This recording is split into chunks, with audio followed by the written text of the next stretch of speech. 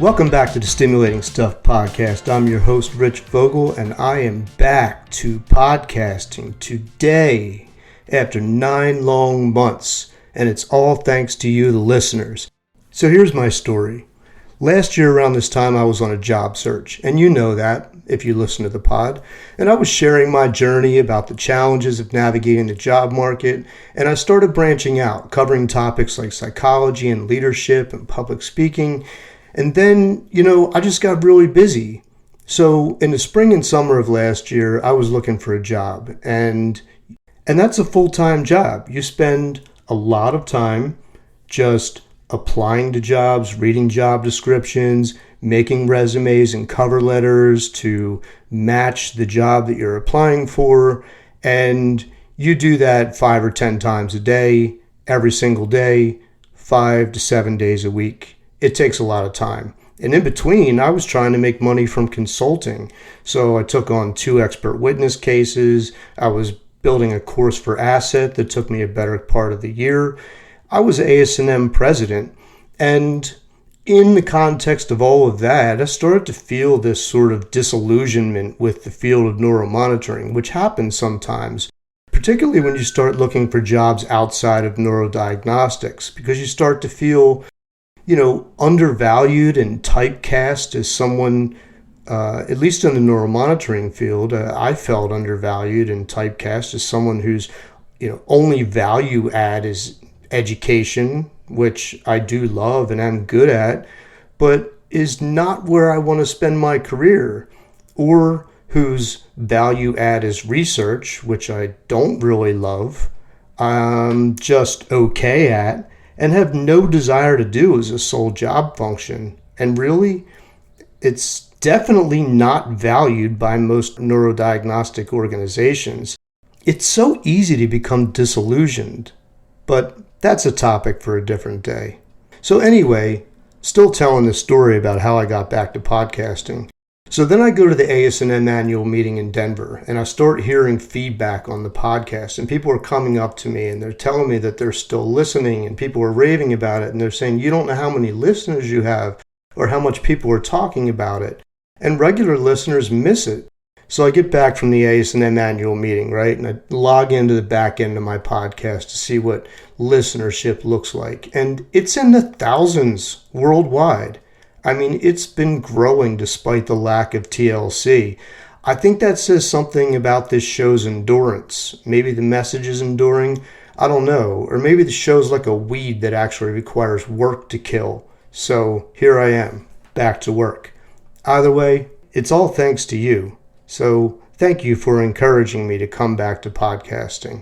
So listen, do us both a favor and tell people about the pod. Tell them I'm back. Word of mouth is great, but go directly to your favorite listening platform and like and share, and also do the same on socials. Anyway, today I wanted to share my experiences from the ASNM annual meeting, which took place May 16th through 18th in Denver, Colorado. So for me, I'm recording this about a week and a half later. And I really just thought that I would share some of the experiences that I had, because I know that there are some of you who, obviously were there, but there are people who weren't for one reason or another. Maybe you couldn't make it this year and you want to hear about it, or maybe you stopped going because you got inured with the experience there. I will tell you that the ASNM and the ASNM meetings have changed significantly over time. And some of the criticisms that have been levied on the ASNM over the years may have been justified back then, but aren't anymore. And I'll give you some examples. So people have said, well, the ASNM, it's an old boys network with a stronghold on the board. Yes, there used to be an old boys network, and we've pretty much disbanded that.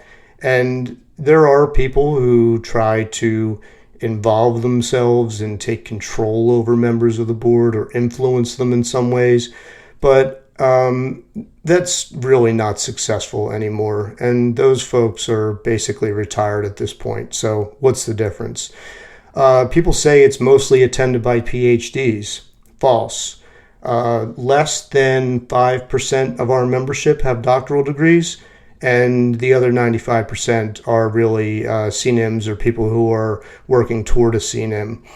Also, another common complaint is that some people often say that it's the same people speaking on the same topics.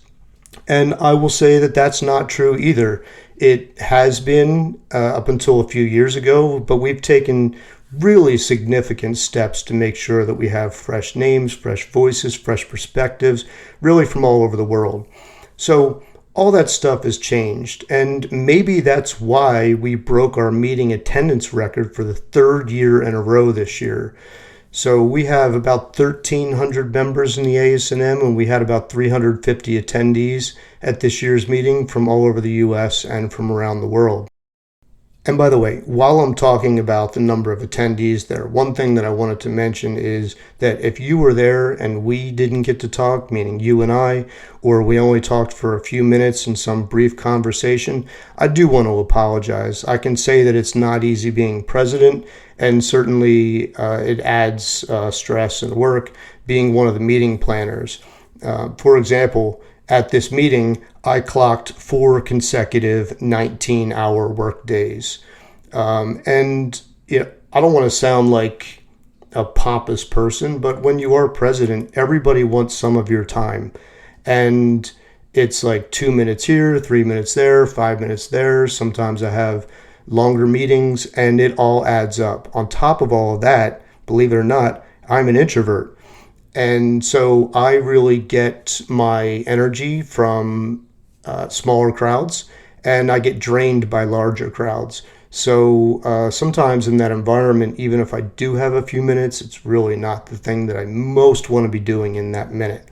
So let's talk about the meeting. The theme for this year's meeting was Innovations in Neurophysiological Monitoring, Shaping the Future. This was a theme that could seem aspirational for a society that has been criticized, at least historically, for having a lot of repetitions in the speakers and topics. But we really did cover a variety of topics that are cutting edge and future leaning. So I thought I'd go through some of the program and share some perspectives. So the meeting is always Friday through Sunday. And we open Friday with sessions on perioperative planning, where we discuss the realities of managing risk, adapting modalities for comorbidities, and aligning with OR operations. So we had talks from Garrett Risley, Jeff Gertsch, Partha Thiramola, and Joe Morera, and they all brought meaningful, practice-driven insights into this session.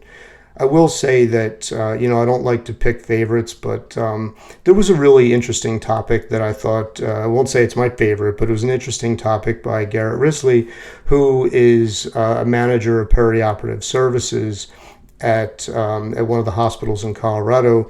And he shared how different hospitals think about return on investments, or ROI, and their efficiencies, and how much it costs to run an operating room per minute, which ranges from anywhere from $50 per minute to over $500 per minute. So you can imagine that, if you're in one of those more expensive ORs and you show up 10 minutes late, well, you could have just cost the hospital $5,000.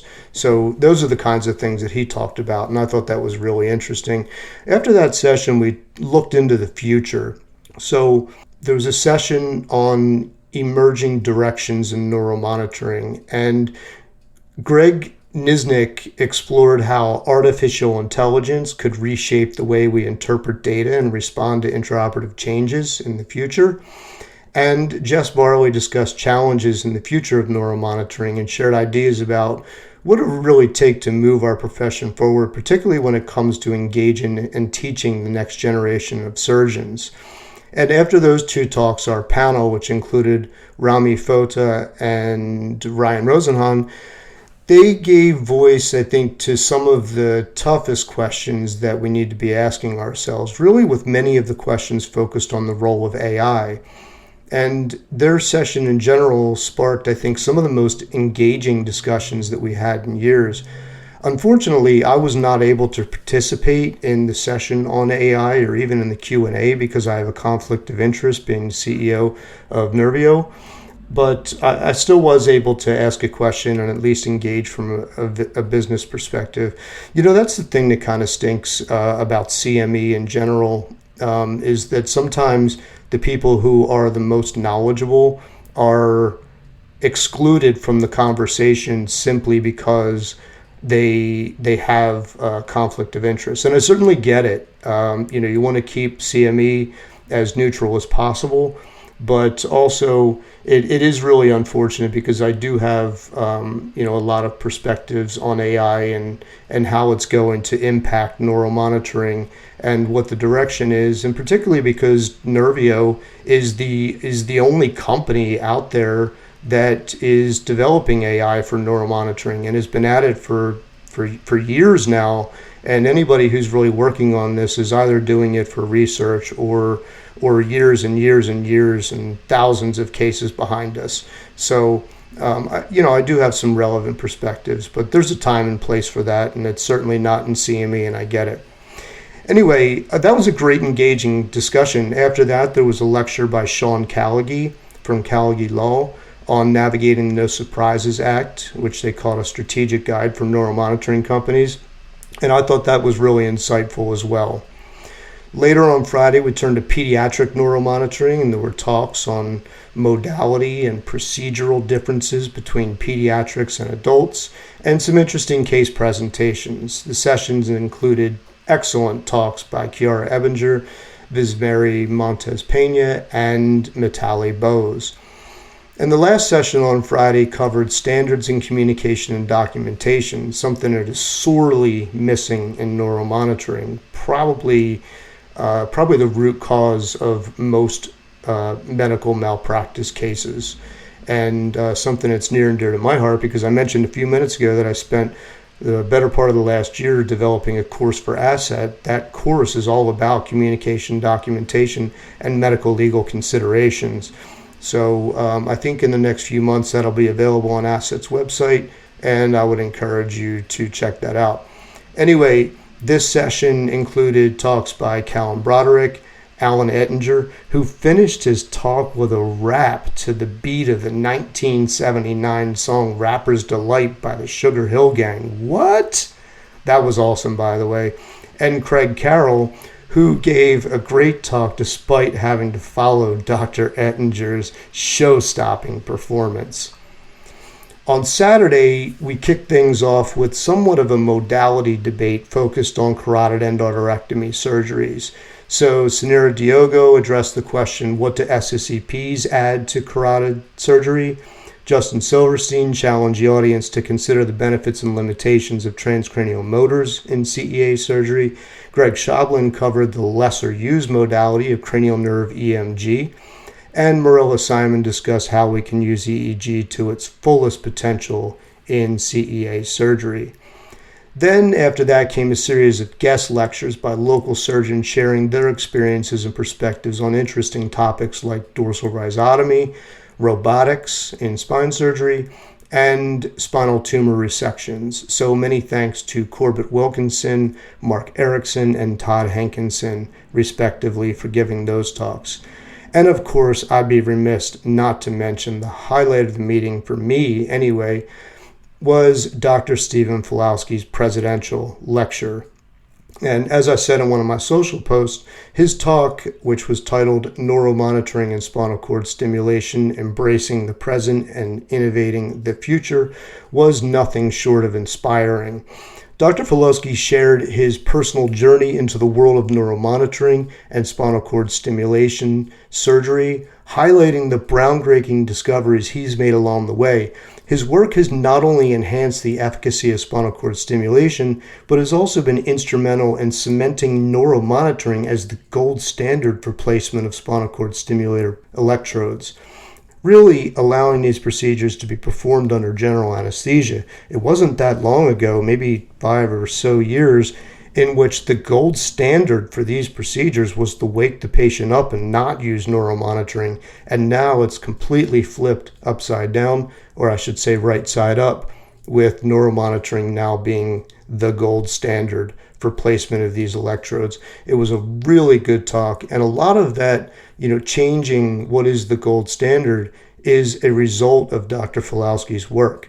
So the insights that he shared on the neurophysiology of spinal cord and DRG stimulator implants including stimulation patterns that optimize chronic pain treatment, were truly transformative. Dr. Falowski's dedication to advancing the field is really making a profound impact, and I'm deeply grateful for his contribution to this year's meeting.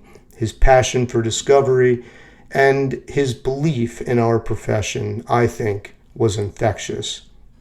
After the presidential lecture, we had our business luncheon, which is what we call it, probably a vestige from years ago when we actually formally conducted business during the luncheon. But this is really what we use as an opportunity to recognize people, to celebrate the achievements of our peers. And so I wanted to take a minute to share some of the awards that we gave out and the people who won them in really no particular order. So I'll break it down into categories. So the first category is scientific and research excellence. So we gave out 2 awards for the top abstracts. First place went to Elton Ho and second place went to Prabhu Raj. And then we had an outstanding publication award, which went to Justin Silverstein. Next, in the leadership front, we awarded fellowship to Michelle Mora, who is currently the president of ASNM. She was the incoming president when I was president, so we had a passing of the gavel there at this meeting. And we also awarded emeritus status to Ron Lepinen. The prestigious ASNM Founders Award, which I won in the past, went to Faisal Jahangiri. The very, very prestigious, the highest award that the ASNM gives out, which is the Richard Brown Award, really a Lifetime Achievement Award, went to Lawrence Wisbowski. The ASNM Service Award went to Catherine Hawkes, and the Outstanding Committee Member Award went to Danielle Stewart for her work in digital engagement. And the Rising Star Award went to Victoria Sellis. And then we had some sort of educational or career development awards. So the Mary Stecker Award went to Alexandra Galanti and Madeline Thornton. And the inaugural Friends of Toter Scholarship went to Jordan Toothaker. I'm sorry if I pronounced that name wrong. Toothaker. And many thanks to the folks who actually founded this scholarship: Carol Campbell, Claire Gale, David Hacker, James Watt, and Lawrence Wisbowski. So all of these individuals that won these awards, they exemplify what makes ASNM great, right? It's the passion, the dedication, and a vision for this future of neuromonitoring. Speaking of which, at the end of the luncheon, as I said a few minutes ago, I formally ended my presidency by passing the ceremonial gavel to Dr. Michelle Mora, who gave a beautiful and moving speech about finding inspiration during tough times. I think she had the entire room in tears, myself included. After the luncheon, so Saturday afternoon, that brought us into epilepsy and functional neurosurgery. So we had outstanding talks by Leslie Kay, Daniel Kramer, and John Thompson on everything from DBS to local field potentials. And we also explored supratentorial challenges in brain mapping. So Catherine Seidel, a surgeon from Switzerland, gave a talk on corticocortical evoked potentials. Nina Sitt, a surgeon from Germany, gave a talk on brain mapping. And Keba Asadi from Miami gave a talk on mapping challenges in pediatrics. And that really closed out Saturday. And then Sunday, we turned our focus to practical insights. So Martha Sellers gave a talk about noise reduction. James Watt showed us how to better use templates and software. And David Zimmerman and Tetsuya Oishi introduced an augmented reality simulation that was super interesting and I think really could transform how we train future neurodiagnostic professionals. And then we closed out Sunday with a discussion on peripheral nerve recordings with Ernesto Lima, Kent Rice, Brooke Callahan, and Misha Frankel offering their perspectives on topics that can sometimes be controversial. And all along the way, we had a bunch of time dedicated to platform presentations where some of the top abstracts that were submitted were given podium time to share the results of their research. So it not only highlighted the quality of the work, but it also served as a springboard for deeper discussions in the dedicated poster hall during what we called this year the SIP and C. SIP wine, C research. So I just want to use this as an opportunity to thank everyone who submitted abstracts and who participated in the poster session just by being there, by viewing the posters, by asking questions, and also thanks to everyone who visited my poster to learn more about how AI is advancing in neuromonitoring. So as I step back from this ASNM annual meeting, what stood out most to me over the course of the meeting was the energy, the spirit, the excitement, the engagement. People weren't just there to share knowledge or check their CEU box for the year. They were building bridges. They were asking hard questions. They were there to learn. They're exploring what's next, what's new together. This meeting, I think, affirmed once again what I've long believed, which is that neuromonitoring is not and does not need to be peripheral to surgery. It's central to surgery, central to outcomes. And our community, the technologists, physicians, non-physician doctors, educators, researchers, everyone has a role in leading that charge. So I'd like to say thank you to every speaker, moderator, sponsor, exhibitor, attendee, and every one of you who traveled, presented, asked hard questions, and made this meeting extraordinary. Thank you to our incredible planning team and the staff at Affinity Strategies. Kayla, Ari, Rosaline, Skylar, I love you all. You're the best. You made the last year of my life so much easier by supporting me as ASNM president. And last but not least, thanks to all the ASNM members who continued to advance this profession with skill, passion, heart, and sometimes necessarily grit. Okay, that's it for today. Thank you so much for listening. By the way, I received some great questions and comments via email, so I'll definitely be tackling them in the weeks ahead. In the meantime, please continue sending your comments, insights, and thought-provoking questions to stimulatingstuffpodcast@gmail.com. You know I always love hearing from you. I'm Rich Vogel, and that was Stimulating Stuff.